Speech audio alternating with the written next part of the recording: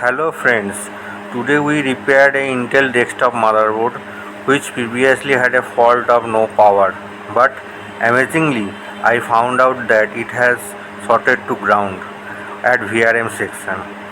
We also found out that it has one of the VTT components open. Since we do not had a donor board, so we jumped the voltage and removed the faulty component, and with no regret the board has started working.